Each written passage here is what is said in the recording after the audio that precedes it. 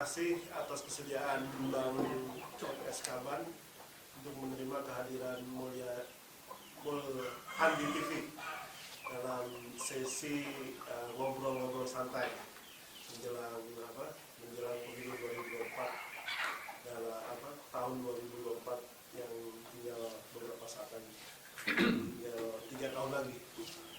Dan sebagai prolog,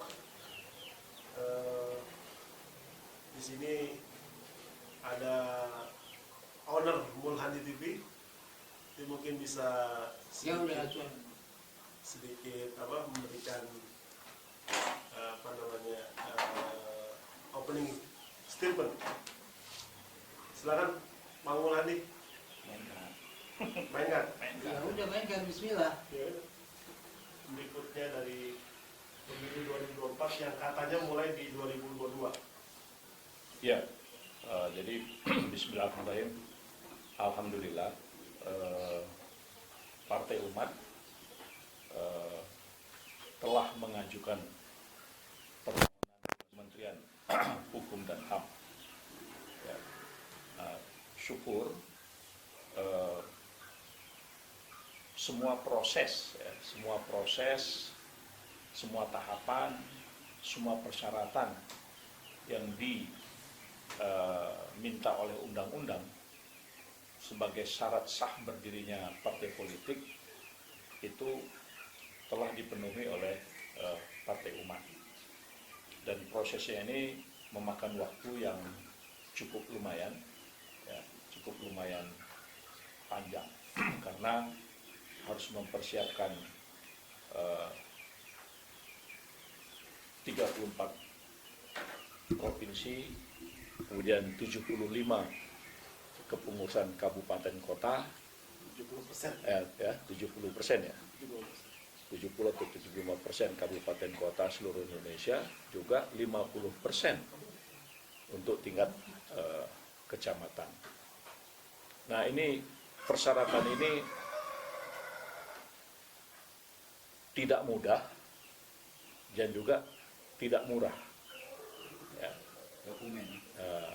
Iya, jadi untuk mempersiapkan itu, ya, karena bagaimana kita harus dapat membentuk kepengurusan tingkat kecamatan, ya, dari 70 atau 75% kepengurusan kabupaten kota seluruh Indonesia, dan itu harus didukung oleh dokumen-dokumen, katakanlah ini harus betul-betul bangkit dan kuat. Ya. Kenapa? Karena demokrasi ini adalah pilihan. Jadi kalau kita ingin menjadi bangsa yang besar, bangsa yang kuat, pilihan kita adalah demokrasi. Karena demokrasi itu menuntut partisipasi. Jadi semakin banyak pihak yang berpartisipasi dalam proses penyelenggaraan negara, itu artinya semua pihak terlibat. Nah, disinilah kita berharap proses penyelenggaraan selanjutnya, ya, dalam menghidupkan pasca sahnya atau berbadan hukumnya Partai Umat, langkah dan strategi apa yang mungkin akan dimainkan gitu. Ya. Pertama untuk tahapan-tahapan pemilu, kedua untuk meraih simpati umat. Jadi kehadiran Partai Umat ini adalah bagian dari proses, ya, bagian dari proses berjalannya demokrasi di Indonesia yang sangat dipengaruhi satu dinamika, ya, dinamika kehidupan kita bernegara dan berbangsa, terutama di dalam menghimpun aspirasi-aspirasi, kepentingan-kepentingan yang harus terwakili di parlemen atau dalam proses penyelenggaraan pemerintah. Bush Law itu adalah indikator otoriter, sentralistik. Padahal amanat Undang-Undang Dasar kita adalah kita ini berdesentralisasi.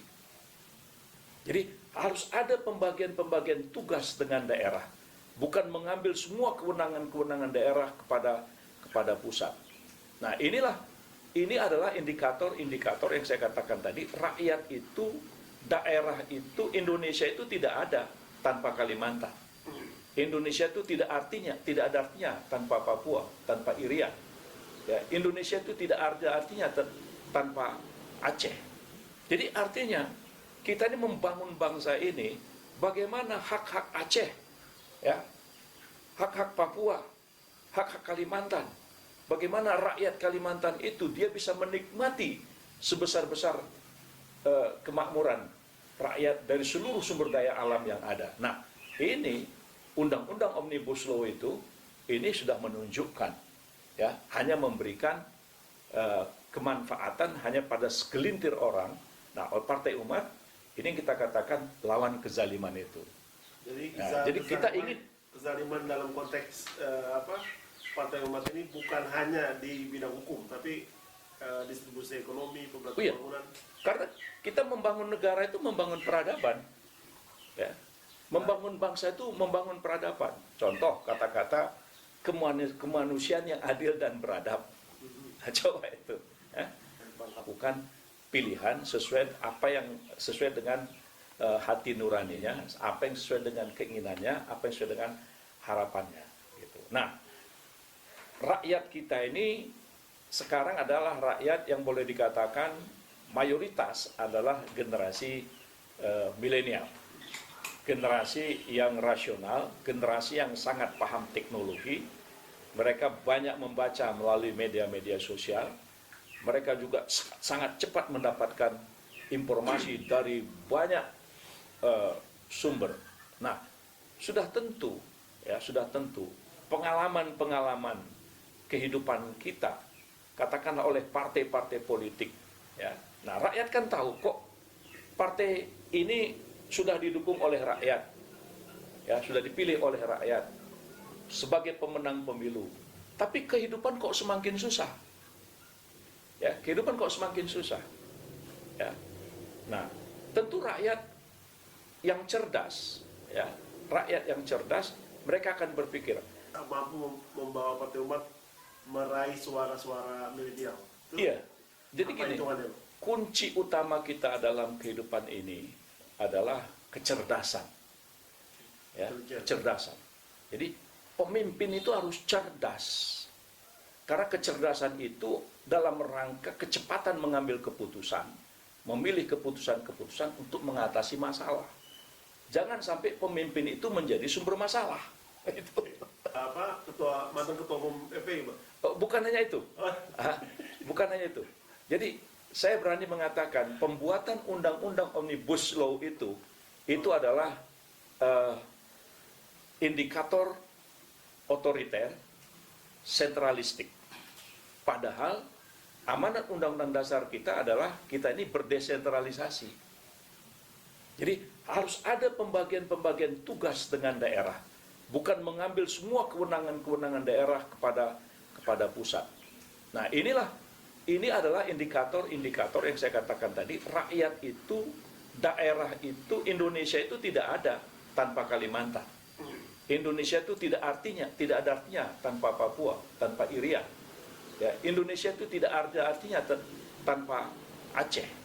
Jadi artinya kita ini membangun bangsa ini, bagaimana hak-hak Aceh, ya, hak-hak Papua, hak-hak Kalimantan, bagaimana rakyat Kalimantan itu dia bisa menikmati sebesar-besar kemakmuran rakyat dari seluruh sumber daya alam yang ada. Nah, ini Undang-Undang Omnibus Law itu ini sudah menunjukkan, ya, hanya memberikan kemanfaatan hanya pada segelintir orang. Sultan itu kan. Begini, karena Sultan diabaikan kan. nah, jadi enggak, karena ini ada sebuah keteledoran.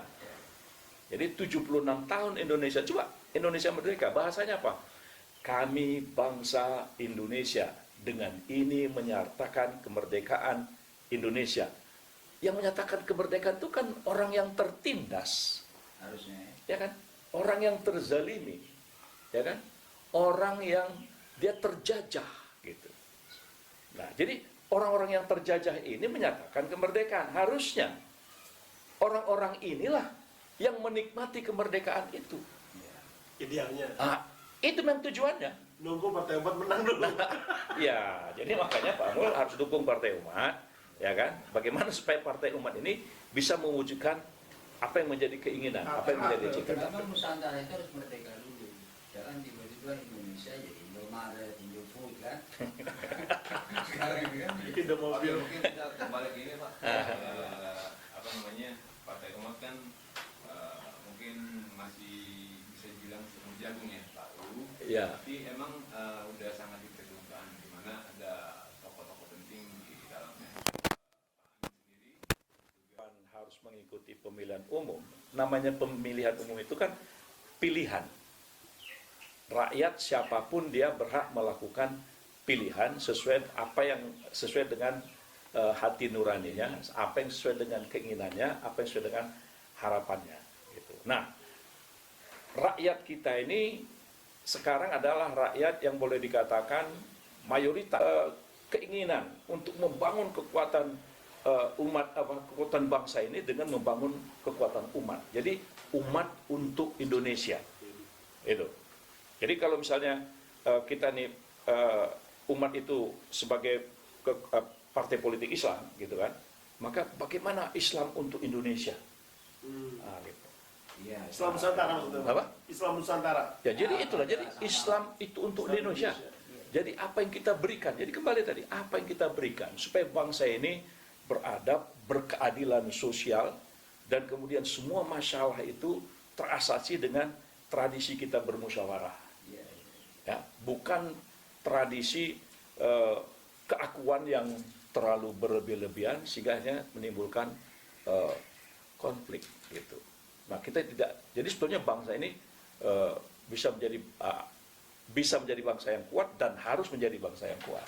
Sebelum bangsa kita kuat, Partai Umat harus kuat dulu, Bang. Oh iya. Insya Allah tembus 3 besar. Nah, jadi kita berharap jangankan 3 besar, harus menjadi partai politik yang terbesar.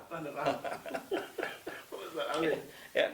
Nah, ini kan tergantung masyarakat, ya, tergantung rakyat, pilihan kan gitu kan. Nah, tetapi untuk menuju itu kan tidak sederhana. Ya, tidak sederhana. Karena ada fanatisme, ya kan? Kemudian ada tradisi-tradisi di pemilihan umum. Nah, ini semua harus berubah. Harus berubah. Katakanlah penyelenggaraan pemilihan umum. Ya, kenapa kok penyelenggaraan pemilihan umum selalu cacat? Ya, selalu cacat hukum. Nanti di Papua, di Kalimantan, karena kita harus terus-menerus mencerahkan pikiran kita dalam rangka membangun bangsa ini. Mengkritisi itu bukan menyakiti. Ya. Mengkritisi itu adalah untuk mengajak kita terus berpikir agar kita bisa mengambil keputusan-keputusan yang terbaik dalam rangka memberikan kepada bangsa ini.